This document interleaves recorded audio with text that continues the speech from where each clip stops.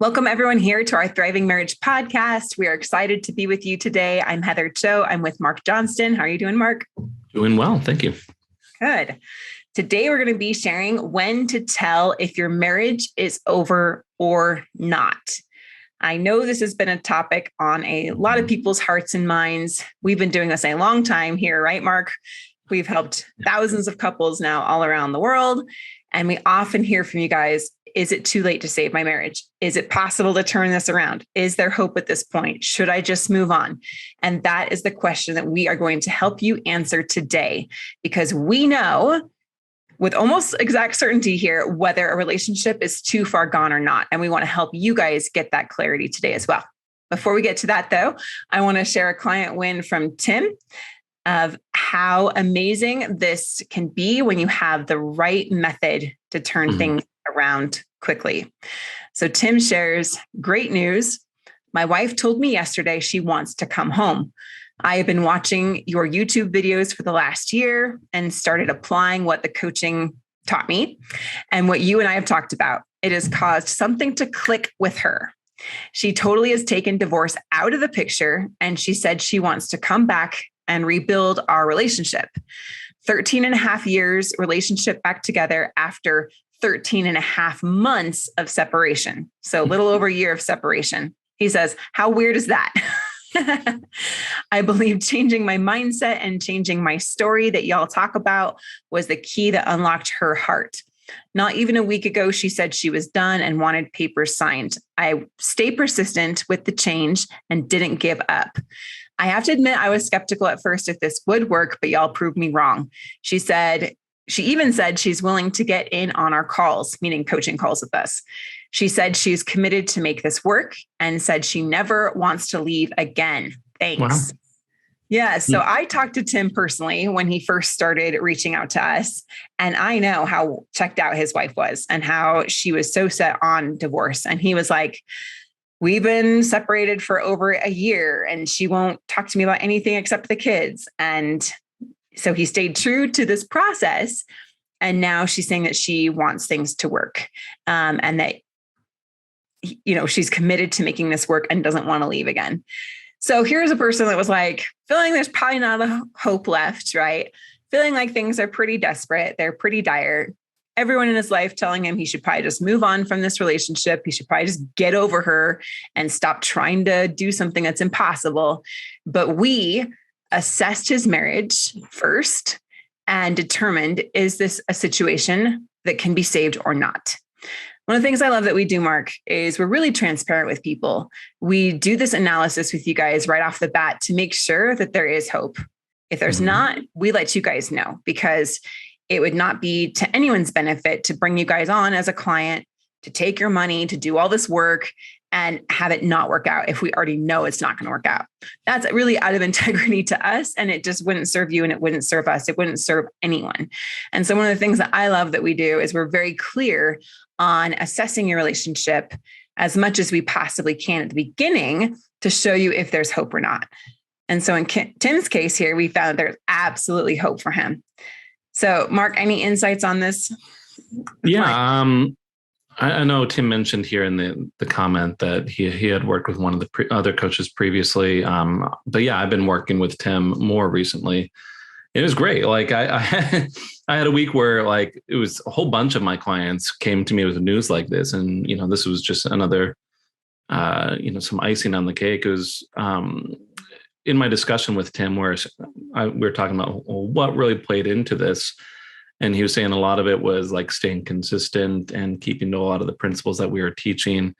In the end, like there was like this one defining moment, but it was really built off of a lot of other smaller interactions. So it was great to see, it was great to see some payout here. Yeah, it is. It's amazing. And it's also just what we do every single day. Yeah. And so we know that as you guys follow the process, that this method works really, really well. So we asked you guys over in our Facebook group, how can you really tell if your marriage is over? I thought that was an interesting question. And we saw a lot of different responses. Mm-hmm. A lot of them saying, well, if they're with someone else, if they cheat on you, if they say they don't want to work on it with you, if they're signing divorce papers, if you already are divorced, anything across the spectrum there, if they don't come home, if they leave your room. So there's a lot of different ideas out there. And I believe that this is where the biggest fallacy is in the relationship world, or our culture around relationships, our understanding about relationships, is that people are actually quitting. I am going to use the word quitting, even though that's a very strong word, way too soon. And maybe it's because you don't realize that there's actually more hope, because everyone else out there is painting this absolute dire picture, and you just don't have the skills or the process here to be able to turn things around quickly. So the good news is that when you have the right process, Mark, we see things do turn around within weeks, months, and it takes, a while to fully restore the entire relationship. So let's dive into that a little bit. Yeah. Marriage is really over or not. Yeah. I mean, like, there's all sorts of like things that pop up. Like you said, there's some people are like, okay, if there's an affair, if there's like divorce papers coming up. And I tend to see if like, hey, we're dealing with like a couple of these things. In most cases, we have a situation that's recoverable. It's a lot more if we're seeing a lot of stuff stacked on top of each other. I mean, my opinion is that it does become a little bit like an onion. And if we can start like, I always like to like go into these situations and say, okay, well, there's probably some things that we got to do, but we just got to start with this outer onion, and then we can get a little bit more to the heart of the matter as we keep going. But it does tend to complicate things if we have a lot of these marriage ending situations all piling up on top of each other.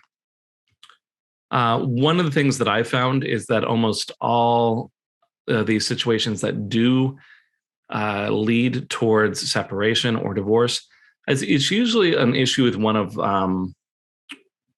our pillars. Like Heather and I, several weeks back, we were talking about pillars of a successful or happy relationship, right? We talked about some of them. Like, do you want to go over that really briefly in case people missed that? Heather, what were some of the pillars here? Yeah. So 4 pillars of a happy relationship. The first one being fulfillment.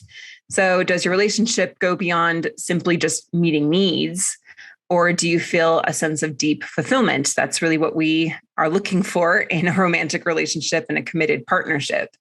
So some questions to ask yourself is, do you feel as though your needs are better met within the relationship? Do you both feel built up and supported? Does your partner add to your needs rather than just be present for your needs? So those are some kind of clarity questions to assess the level of fulfillment in your relationship.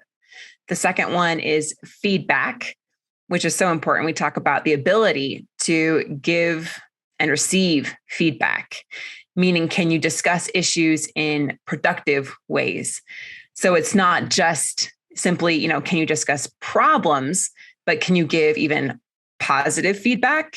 And can you give potentially negative feedback? Can your partner give positive feedback? Can they give negative feedback? And this is the ability that we all need to have, that so many relationships are lacking because it's not taught. And it's a skill that you absolutely can learn, and it's necessary, right, Mark? We have to be able to, we're all going to have problems. We're all going to have issues, and we all need to be able to address those issues in a productive way. Then the fourth one, intimacy. So how close are you to your partner? How vulnerable can you be? And how much safety is there in your relationship to be really intimate, to be really vulnerable, to share the parts of you that maybe you are not, willing to share with anyone else, right? And then fourth, positive regard, meaning how do you view your partner and how do they view you? And a possible fifth pillar here is commitment, meaning how committed and loyal are you to your partner and are they to you? And commitment tends to be a result of other pillars being met. So Mark, if you can explain a little bit about that, but we've got these other pillars that lead to a deep sense of commitment to each other. Yeah.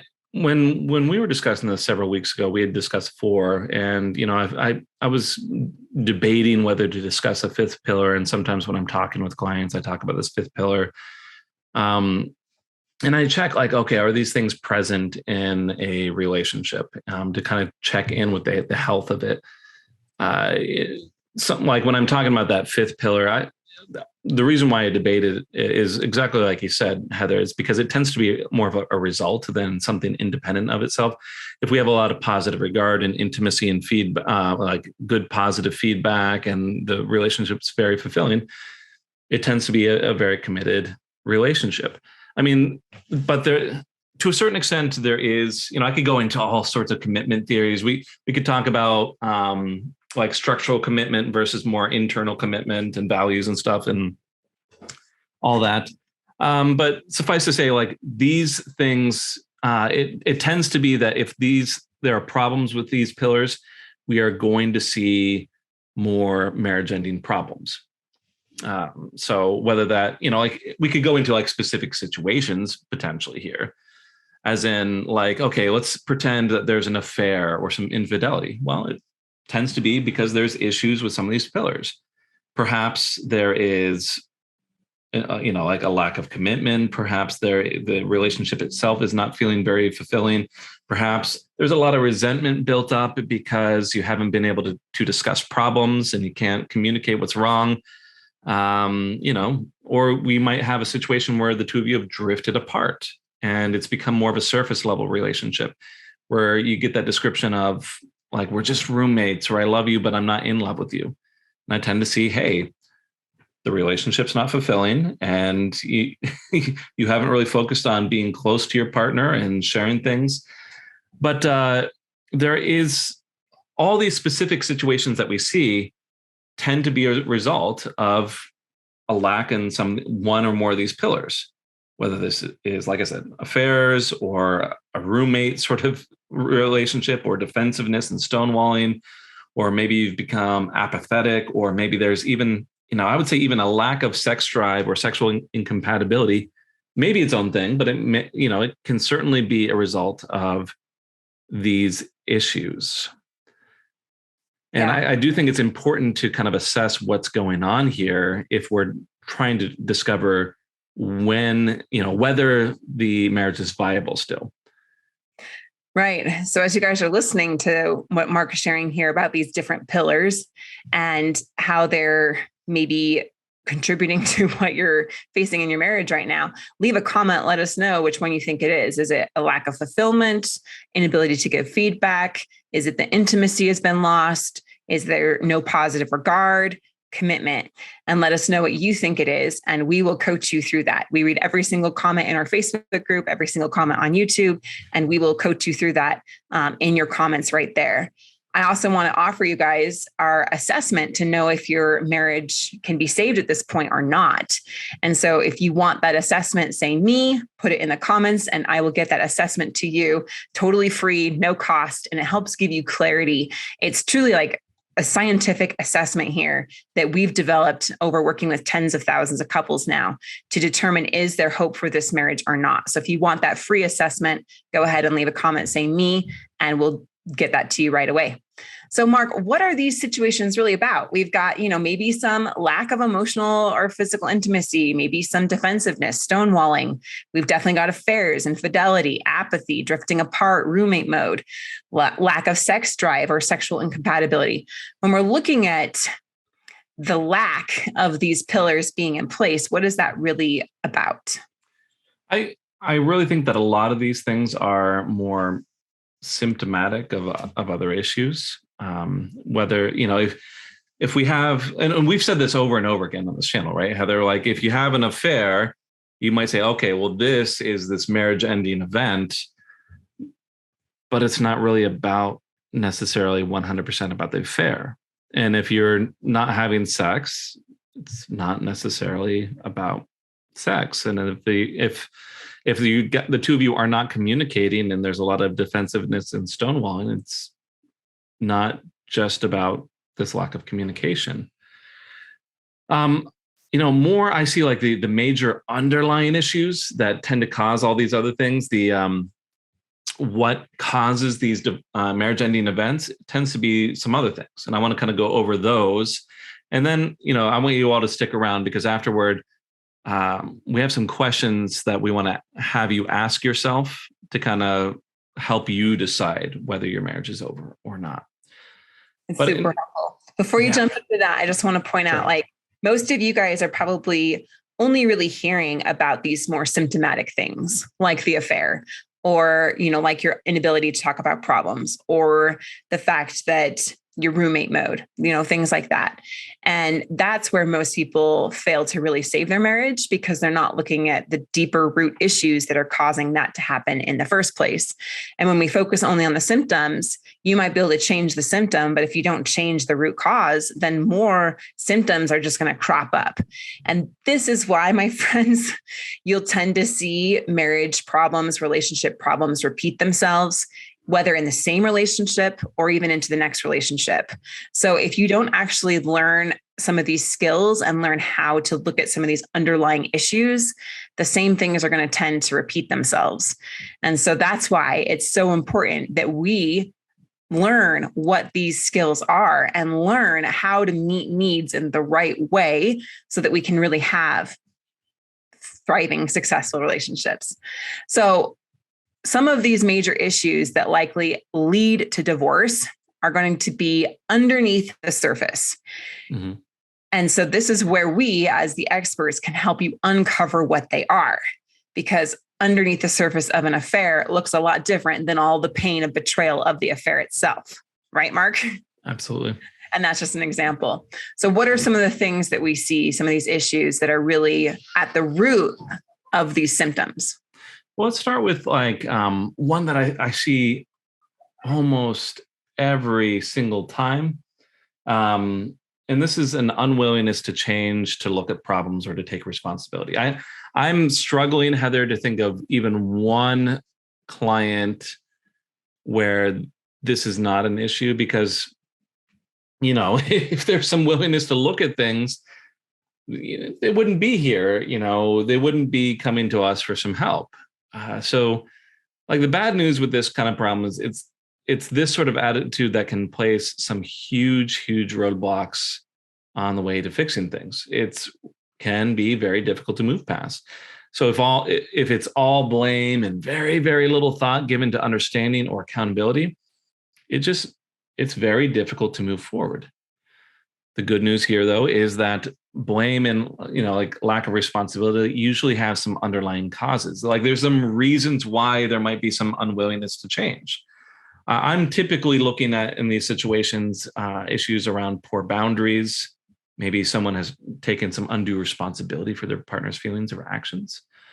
I was just talking to someone earlier today where that was the case, and as they've started to put boundaries into their relationship, it's a bit hard, but his wife is actually starting to take some more responsibility for her actions as he's putting the boundaries in. Or it might be because of poor communication of requests and expectations. And a lot of blame can come up when expectations and requests are not clear. And so that's usually, we could go into we could probably have a list of 10 different things, all things that contribute to an unwillingness to change.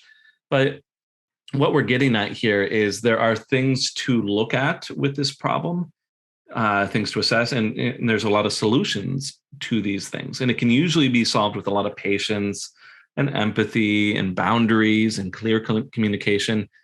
I do see this, though, as a more complicated issue, as in, we're not just going to look at this and be like, oh, you know what? My partner doesn't want to change, or I'm having trouble changing. There's a clear solution. You just need to do these two things, and then we're good. And if you hear anyone saying that, I would run away from their advice, because it's very likely not going to be all that helpful. But if with some professional support, I do think that this is a solvable situation. I agree. And we've actually proven that true. So, Mark, most of our clients start with an unwilling spouse, right? They're unwilling to change. They're unwilling to take responsibility for themselves. They don't want to work on the marriage. And most people think that then there's nothing you can do, which I understand where that's coming from. We are only in control of our own actions. We cannot force, manipulate, coerce our spouse to do anything. The way that they look at things and the actions that they choose are their own. And so I understand that. But what happens more often than not is that we're giving our spouse almost all power over the relationship at this point.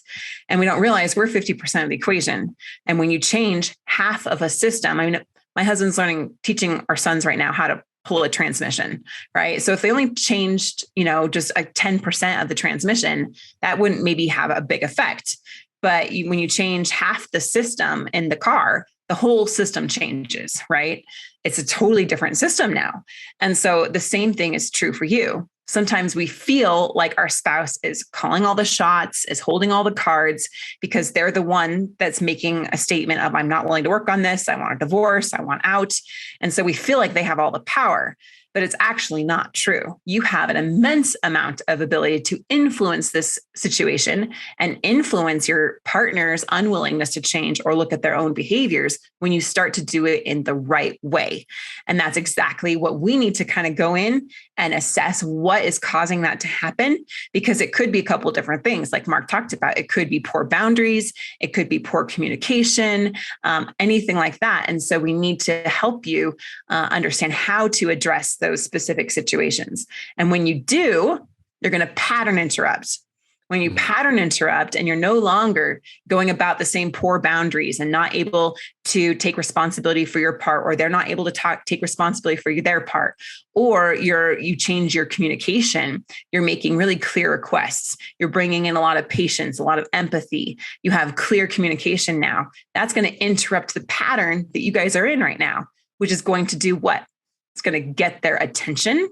Oh, there's something different here. And then it's going to get them curious about what's actually happening. You're going to feel better because you're now stepping into a healthy state to deal with these kind of issues.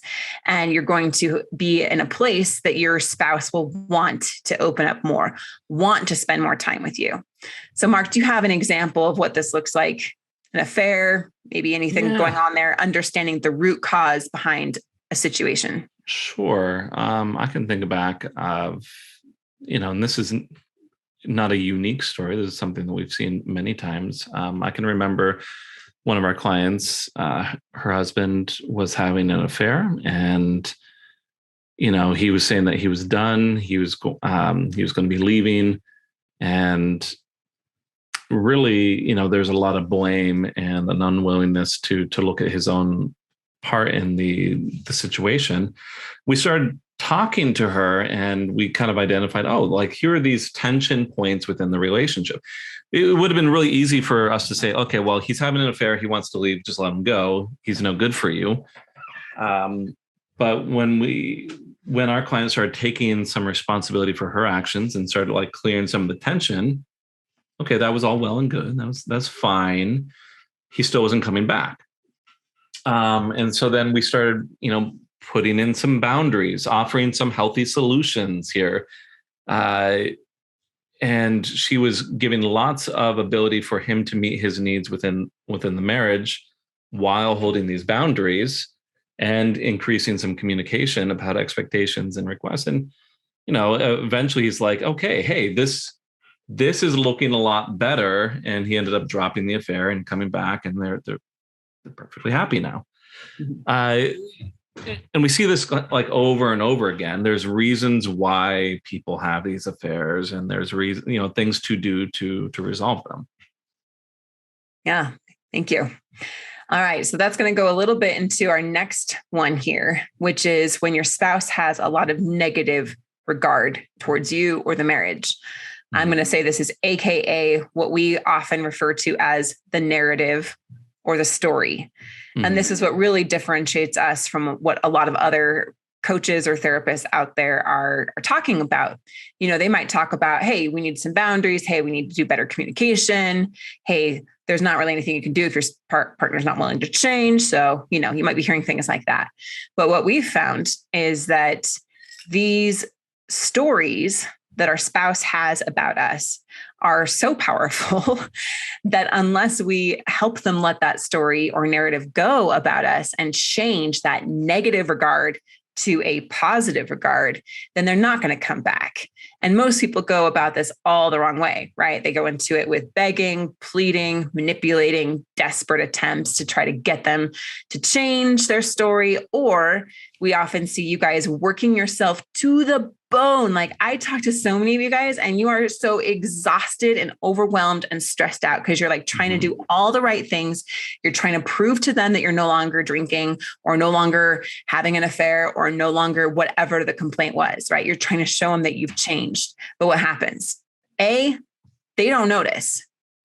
They just don't even notice. Or they do notice and they just don't care. At this point, they just may no longer care. So that's why it's so important that we really address these things. So one of the things about these negative beliefs is that they've been built up over time. So where do these really come from, right? They come from over the past weeks, months, years. They've built up this story or this belief about you, and it reflects poorly on you as a person or on the relationship in general, right? So we talk about this a lot and we help you guys identify what some of these beliefs or stories are. And I'd love to hear yours in the comment because this helps us get clarity on what your spouse is saying. Why are they justifying what they're doing? What is the story they have about you? Some of them are, I don't really matter to my partner.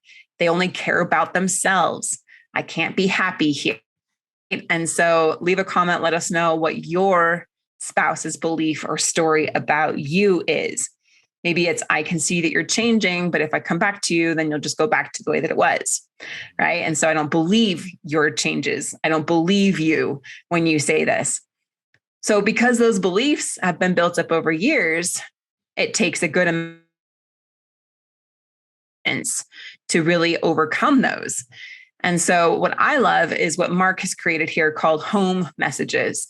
And that's really how we tackle this problem with our clients. And it really starts to help them shift that narrative about you. What I really love about what it does, and then we'll show you kind of how to do it, is that it helps your spouse let that story go about you and see you for who you really are. Because my friends, you don't want to just get your spouse back. You don't want to force them back. You don't want to manipulate them to come back. You don't want to demand that they come back. You want them to come back because they want to be with you, because they see you for who you really are, and they accept you for who you really are, and they love you for who you really are. And this is what I call like the magnet has been turned around. Like right now you're repelling each other, and now we've got the magnets turned the right way. So you're just naturally drawn back together. And that's what I've seen happen so many times. And it's a beautiful thing to see. And we do that through home messages. So that's the result of using home messages.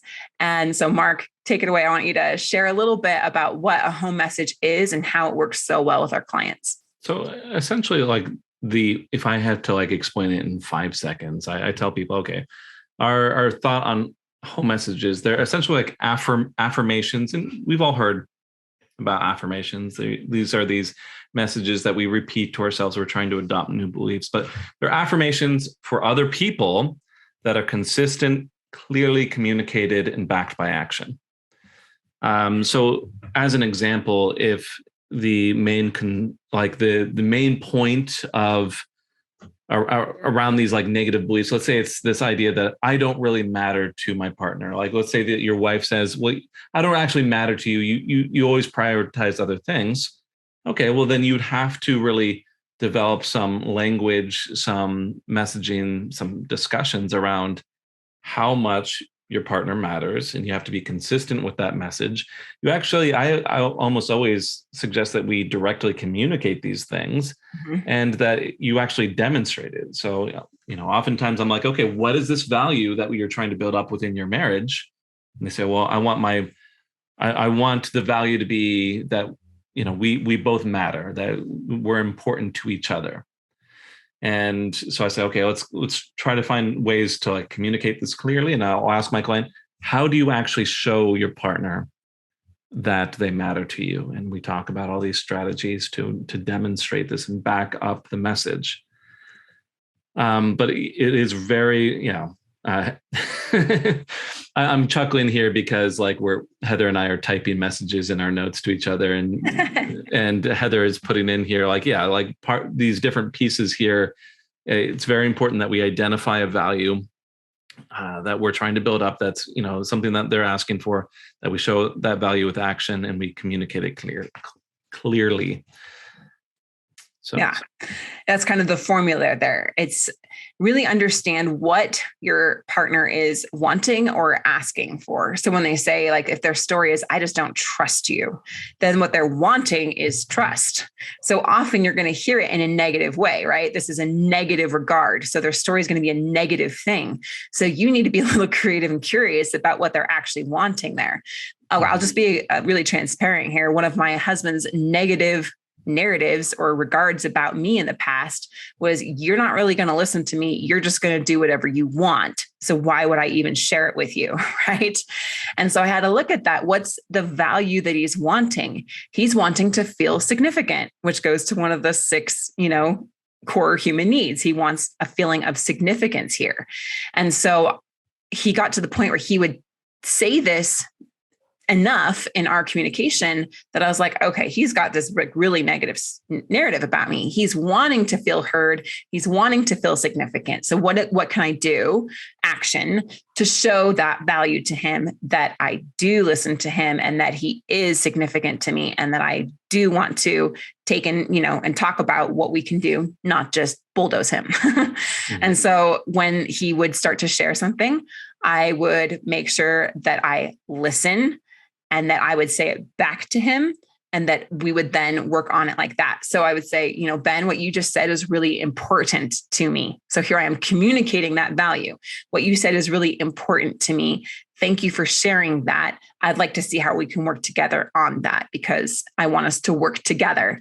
So kind of my home message was, let's work together. And I kept using that language. And I've heard our clients do the same thing. Let's work together. And you say that same, not like annoyingly so or unnaturally so, but every time that there's kind of an opportunity for it to naturally come out, then it's really important to show, hey, with my actions, I'm demonstrating this value to you. And I'm also communicating it clearly with us verbally, so that you're starting to pick up on this new message. And as we do that more and more, then our partner does let their story go about us. And so that's kind of the formula of how to really turn it around. So that's a little bit of an example from my marriage about how home messages work. Mark, do you have anything you'd be willing to share? Yeah, I can even think of something that was going on last week.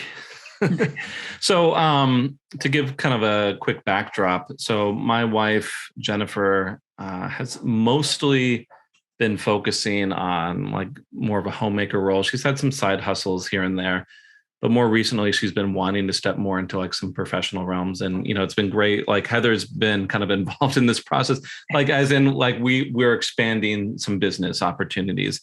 And this really kind of shook up a lot of responsibilities, as like Jen was taking business calls and making contacts at odd hours. My wife really values a lot of flexibility, and I think I prefer a little bit more expectations, like clear expectations. And so it created a lot of tension. And Jen was here saying, like, you're trying to control me, as I would get upset as she like get up from the dinner table to take a call or something. And I was trying to be very, very clear. I was like, okay, I teach this stuff all the time, and I'm seeing that this is like really not going well, and it's creating this fight. So I was like, okay, I got to have this message.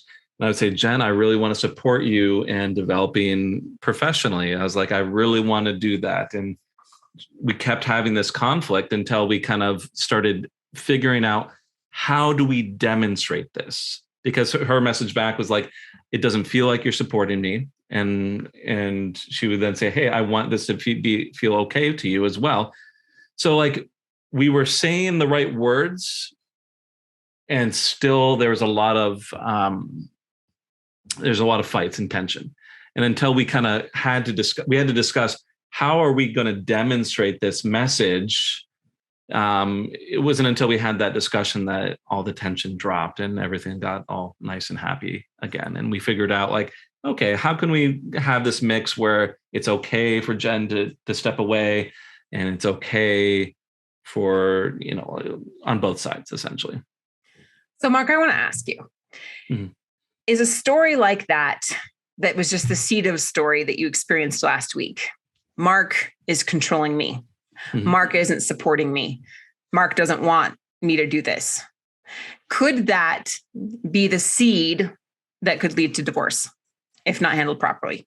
Oh, absolutely. It would fester. It would snowball. It could, right? It has the potential. Mm-hmm. And we see that happen so many times. In fact, if you look back over most marriages, and you can look back over yours as you're thinking about this, it probably started with something a lot more benign. And then over the years, it just accumulated and accumulated and accumulated until this may be all that you think your partner sees in you at this point. Yes. That is a very common thing that we hear from many of us, in our audience and our clients. So Mark, how feasible is it to recover from a marriage that has developed negative regard to that point, or even a negative narrative when it feels like it's so strong that's the only thing your partner will ever see in you? So I'll admit that like my wife and I, our situation was a little bit easier to recover from because one, we've developed skills to communicate openly, right. And we didn't let that tension fester. And I can see a lot of situations where this idea of like control doesn't get expressed. It's just felt and it kind of sits in the background. And I like the word that you use. I'm going to keep using it. It festers. In terms of recovering from it, it really depends on how well your spouse can kind of buy into these new ideas and how well you can communicate and demonstrate these new ideas, how well you were able to identify what the festering idea was or is. So like when we're asking, is your marriage over or not? And we're looking at this negative regard, it's hard to see that if you've been stuck in it for years. It's hard to look at it from the inside and say, yes, I can fix this or not. This is one of those situations that really needs some outside perspective and someone who's really used to dealing with these kind of issues. Yeah, I'm going to say it again. You can't read the label and you're inside the bottle. And this is the perfect example of that. You're hearing what they're saying, but it's really challenging to know, how do I actually help them overcome that negative narrative or that negative story? And so that's what we do. So an unabashed plug for our method and reaching out to us if you're feeling like you need some help with this, because we all do. It's easier to see after you've been doing it a while and you've got some of these skills going for yourself, like Mark and Jennifer, like I do with my husband, Ben. And so it's something that you can learn. But at the beginning, especially if things have gotten really dire, it does take that outside perspective to read the label, to diagnose what's going on, to assess if there's hope here or not, and then to prescribe the treatment that's going to get you results the fastest. One other thing to touch on here, holding your partner accountable for their beliefs. How does that come into play here as far as a negative regard? Oh no, I'm glad you brought this up. I was already getting ready mentally for the next topic, and I was like, oh no, this is a good thing to discuss. So I do see sometimes like you might have a really good positive message. You might be really demonstrating that well and backing it up. And your partner just doesn't want to let go of those old beliefs. And we're calling them beliefs or stories or narratives because that's all it is. A lot of people would like to say it's fact. Fact, you didn't value me during the first 10 years of our marriage or whatever it happens to be. But it's just a story. And so I think it's especially resilient negative narratives, it can be really important to kind of point that out and hold your partner accountable and kind of really look at the feelings involved here objectively. It's hard to kind of explain what does that look like. We could probably even have a whole hour-long discussion, Heather, about how do we hold your partner accountable for their beliefs and how to do that in a kind way that's not going to be dismissive and push them further away. But there is a lot of room here in that solution. It's not just you do this one thing and everything's going to be good. It's that accountability is important. Yeah. And it's really kind of like unraveling. I feel like these stories get so tightly wound up in us emotionally. And there's so much like it's a self-defense mechanism is what it really is at the end of the day, usually, or a justification that helps us not feel so much guilt or shame for what we're doing. So either way, it's kind of preventing us from feeling some level of pain. And that barrier there is one that like we need to show a lot of empathy, a lot of understanding, and gain perspective into what's going on there to help kind of unravel that story and to reduce a lot of that fear and that tension that's causing that wall to be held up. The beautiful thing is we've seen some absolutely like really strong negative regard out there. Like, you don't emotionally support me, so that's why I'm having an affair and I want to get married to another woman, or you never listen to me. You only care about work. And so I'm done. I'd rather be alone than be with you. Like these are a lot of the stories that are very common for our clients, their spouses to have when they first come to us. And we've seen them let that go and give their heart fully again to their spouse. And when they give you their heart fully again, it's like the story's gone. And now they just want to be with you. And it's a beautiful thing to see. So, all right. We've got the negative regard. We've got our unwillingness to change. We have two more to touch on. Mark, a quick side note to you. Do you want to make a part 2 or should we touch on these quickly? Looking at the time, we have these other situations. We also have like the questions to ask yourself. And, as always, there's so much to talk about in all of these. I'm surprised over and over again, like how much we can really have an in-depth conversation on like a simple question of like, do I stay or not? Yeah. I'm wondering if it's better just to skip to the Mythbuster for the week and leave the questions and the other circumstances for the next episode. Sounds fair to me. These questions are amazing, though, and we really want to share them with you. So please, if you enjoyed this so far, if you found it helpful, watch episode or part 2 of this topic so that you can get those questions to ask yourself. That's going to give you a lot of clarity there. You take 2 hours to invest into listening to us on the podcast. It's going to save you so much headache and stress of wondering, tossing and turning at night. Is it possible to save my marriage? Should I keep fighting? Should I move on? Am I being stupid here? Right? Or is there really hope and I should actually learn what it's going to take to turn it around? So we definitely want to give you guys solutions to that.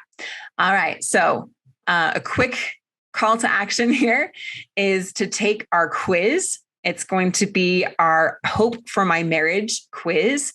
And you just take this quiz to find out if it's possible to save your marriage at this point or not.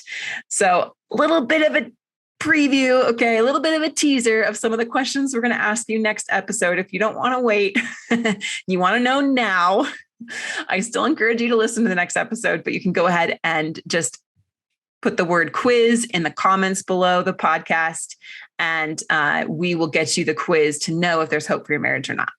All right, awesome. Marriage Mythbuster time. If a relationship needs therapy, then it's already too late. I've heard this one said, Mark, I'm sure you've heard this one said as well. Many people say, man, we didn't really get help until it was already like really dire. I wish we'd done it sooner. But is this truth that if a relationship needs therapy, it's already too late? I know, like in the back of our head where we all kind of realize that this is not the case. I do think it's more of a factor of, like you said, like there's sometimes people wait too long to go to therapy and then they feel as though it's too late.